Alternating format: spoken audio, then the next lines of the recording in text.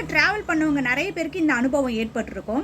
ஒரு 2 நாள் ட்ரெயினில் ட்ராவல் பண்ணோம் அப்படின்னா, வீட்டுக்கு வந்ததுக்கப்புறமா கூட நம்ம ட்ரெயினில் எப்படி ஒரு இந்த ஆடிக்கிட்டே உட்காருவோமோ, அதே மாதிரி அந்த வைப்ரேஷன் வீட்டுக்கு வந்து கொஞ்சம் நேரம் அப்படியே நம்ம உடம்புல இருக்கும். அதே மாதிரி ஒரு விஷயத்த ஒரு வாரம் தொடர்ந்து நம்ம ஃபாலோ பண்ணோம் அப்படின்னா, அது அப்படியே நம்ம மனசில் பதிஞ்சிடும். அடுத்து இது வந்து அதே கண்டினியூ பண்ணுவோம். அதே மாதிரி தான் போன வாரம் ஃபுல்லாக சாண்ட்ரா பக்கத்தில் உட்காந்து சாண்ட்ரா என்ன புலம்புறாங்களோ, என்ன பேசுகிறாங்களோ, யாரை பற்றி என்ன குறை சொல்கிறாங்களோ, அதை அப்படியே உன்னிப்பாக கவனிச்சுட்டு இருந்தா அமித் இந்த வாரம் சாண்ட்ராவாக மாறிட்டாரு.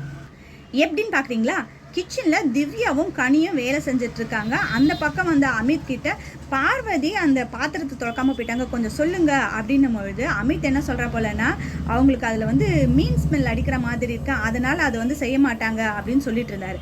உடனே கனி சொல்கிறாங்க, நீங்கள் இந்த டைம்லாம் வந்து கிச்சன் பக்கமே வரமாட்டேன்றீங்க, பார்வதி வந்தால் மட்டும்தான் நீங்கள் வரீங்க அப்படின்னு சொல்லிட்டு அவங்க ஒரு விளையாட்டாக தான் பேசிகிட்டு இருக்காங்க.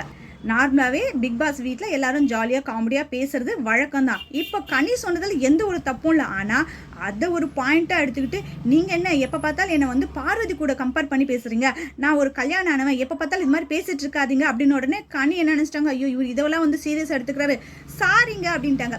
சாரின்னு சொல்லும்பொழுது அவங்க முகத்தை உம்முன்னு வச்சுன்னு சொல்லாமல் சிரிச்சுக்கிட்டே சொல்லிட்டாங்க பொழுது. அது எப்படிங்க நீங்கள் கேட்கக்கூடிய சாரியை சிரிச்சுக்கிட்டே கேட்பீங்க, அப்போ அந்த சாரிக்கான அர்த்தம் என்ன அப்படின்னு கேட்க ஆரம்பிச்சிட்டாரு. இந்த இடத்துல கனி கேட்டது தவறு கிடையாது, சும்மா ஒரு விளையாட்டாக தான் அவங்க கேட்டாங்க. அது இவருக்கு பிடிக்கல அப்படின்னு அவர் சொன்னதுக்கப்புறம் சாரி கேட்டுட்டாங்க.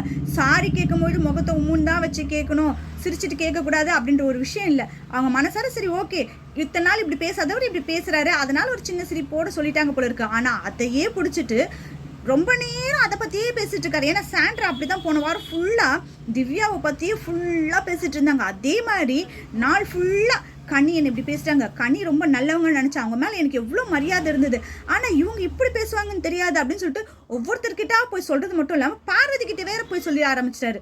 பார்வதிக்கு இதுதான் சான்ஸ் அப்படின்னு சொல்லிட்டு அவங்களும் கனி எழுத்து பேச ஆரம்பிச்சிட்டாங்க.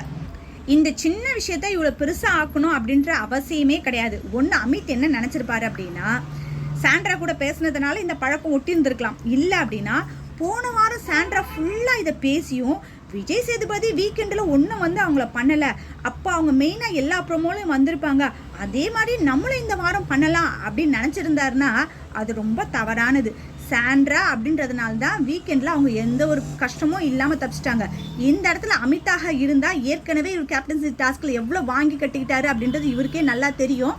பார்ப்போம், இந்த ஒரு நாளோடு இந்த விஷயத்தை விட்டுட்டா ஒன்றும் பிரச்சனை கிடையாது. இதே தொடர்ந்து கொண்டு வந்தால் கண்டிப்பாக வீக்கெண்டு ஷோவில் இது கண்டிப்பாக ஒளிபரப்பாகும்.